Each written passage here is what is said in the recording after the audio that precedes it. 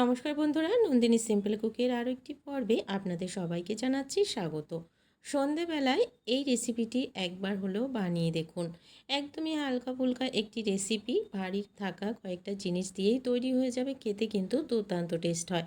এই রেসিপিটি বানানোর পর কখন যে প্লেট খালি হয়ে যাবে বুঝতেই পারবেন না। তাহলে দেরি না করে চলুন রেসিপি দেখে নিই। আজকের এই রেসিপিটি তৈরি করার জন্য প্রথমে আমি এদিকে 4টি সেদ্ধ করা আলু নিয়েছি। আলুগুলোকে অবশ্যই খোসা শুদ্ধই সেদ্ধ করবেন, আর আলুগুলো সেদ্ধ করে একটু জল ঝরিয়ে রেখে দিতে হবে, যেন আলুগুলো যখন আমরা খোসাটা ছাড়িয়ে নেব একদমই শুকনো শুকনো থাকে। আর খোসা শুদ্ধ সেদ্ধ করলে কিন্তু আলুতে একদম জল থাকে না। তো আমাদের এই রকম সেদ্ধ করা আলুরই কিন্তু প্রয়োজন এই রেসিপির জন্য। তো বন্ধুরা, সমস্ত আলুগুলোকে আমি সে খোসাটাকে খুব ভালো করে ছাড়িয়ে নিচ্ছি। এই রেসিপিটি একবার হলো এভাবে তৈরি করে দেখুন বন্ধুরা, ছোট বাচ্চারাও কিন্তু খেতে ভীষণ পছন্দ করবে। কারণ রেসিপিটি ভীষণ টেস্ট হয়, দারুণ টেস্ট হয়, দুর্দান্ত টেস্ট হয়। এটা আমি মুখে বলছি বলে না, এটা আপনারা নিজেরা তৈরি করলেই বুঝতে পারবেন। এবারে বন্ধুরা, এই আলুগুলোকে কিন্তু হাতের সাহায্যে ভেঙে টুকরো টুকরো করে নিতে হবে। কোনো রকম ম্যাশার দিয়ে ম্যাশ করবেন না, বা গ্রেটার দিয়েও গ্রেট করবেন না, হাত দিয়েই কিন্তু মেখে নিতে হবে। একটু যদি দানাদার থাকে কোনো অসুবিধা নেই। হাতের সাহায্যে খুব ভালো করে আমি আলুগুলোকে মেখে নিয়েছি।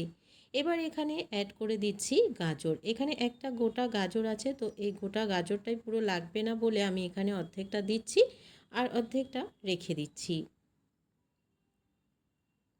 এবার এখানে আমি ব্যবহার করছি হাফ ক্যাপসিকাম।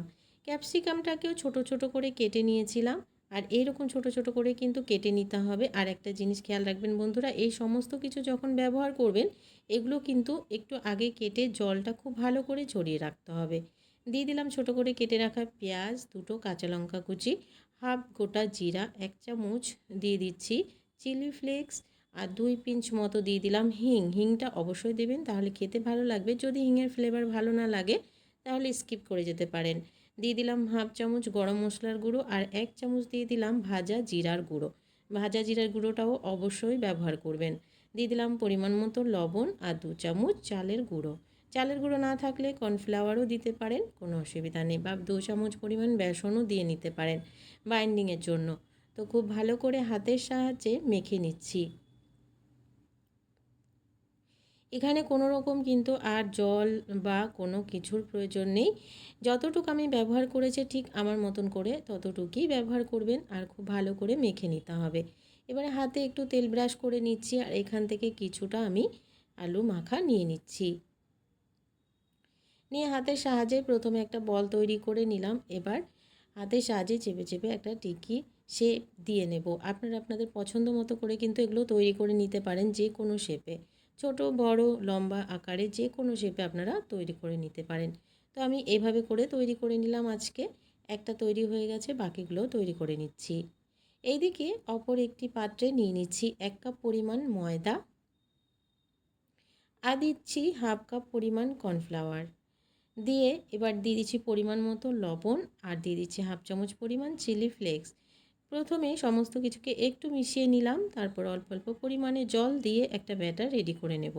ব্যাটারটা খুব বেশি পাতলা বা খুব বেশি ঘন হবে না, মিডিয়াম হবে, দেখে আপনারা বুঝতে পারবেন। এগুলো আমরা সবাই কিন্তু পারি, একদমই সহজ একটি কাজ, যে কোনো কেউ দেখলেই পেরে যাবে। তো ব্যাটারটাকে কিন্তু খুব বেশি পাতলা করিনি, তৈরি করে নেওয়া হয়ে গেছে। ব্যাটারটাও একদমই রেডি হয়ে গেছে, আর রেস্টে রাখার প্রয়োজন নেই। ঠিক এই রকম ব্যাটারটাকে তৈরি করে নিতে হবে। এদিকে ফ্রাইং প্যানে তেল গরম হতে দিয়ে দিয়েছিলাম। তেলটা যখন খুব ভালো করে গরম হবে তারপরেই কিন্তু ছাড়বেন, যেহেতু আমরা আলু সেদ্ধ দিয়েই রেসিপি তৈরি করছি, নাহলে কিন্তু সবগুলোই ভেঙে যাবে। তো তেলটা খুব ভালোভাবে গরম হয়ে যাওয়ার পরে আমি এই ব্যাটারের মধ্যে এক এক করে সবগুলোকে ডুবিয়ে নেব। একটু ভালো করে কিছুক্ষণ ডুবিয়ে নিতে হবে, 2 থেকে 3 বার মতন। এবার এক এক করে সবগুলো ছেড়ে দেবো। যদি দেখেন ওপরে একটু প্রয়োজন হয় তো হাতের সাহায্যে কিন্তু একটু দিয়ে নিতে হবে। আরও একটা আমি সেমভাবে দিয়ে দিচ্ছি। তো বন্ধুরা, আরও একটা একদমই 3 থেকে 4 বার একটু ডুবিয়ে নিলাম, তারপরে আরেকটা ছেড়ে দিলাম। এভাবে করে বেশ কয়েকটা আমি ছেড়ে দিলাম। উল্টে পাল্টে এগুলোকে এবারে আমি লাল লাল করে ভেজে নেব। তো বন্ধুরা, এগুলোকে কিন্তু ভাজতে খুব বেশি সময় লাগে না, অল্প সময়ের মধ্যে দেখবেন তৈরি হয়ে যাবে। গ্যাসের ফ্লেমটাকে মিডিয়াম টু লোতে রেখে পছন্দ মতো কালার আসা পর্যন্ত একটু ভেজে নিয়েছি। দেখবেন যখন উপরটা ভাজা হয়ে যাবে, ভীষণভাবে ক্রিস্পি হয়ে যাবে, তো এগুলো একদমই রেডি হয়ে গেছে, নামিয়ে নিচ্ছি। দেখে নিলেন বন্ধুরা, সন্ধ্যাবেলা টিফিনে অবশ্যই একবার তৈরি করে দেখতে পারেন। বৃষ্টির দিনে কিন্তু জাস্ট জমে যাবে। রেসিপি ভালো লাগলে লাইক শেয়ার করে দেওয়ার অনুরোধ রইল। নতুন বন্ধু চ্যানেলে নতুন এসে থাকলে চ্যানেলটিকে সাবস্ক্রাইব করে পাশে থাকার অনুরোধ রইল। আজকের মতন আসি, টাটা।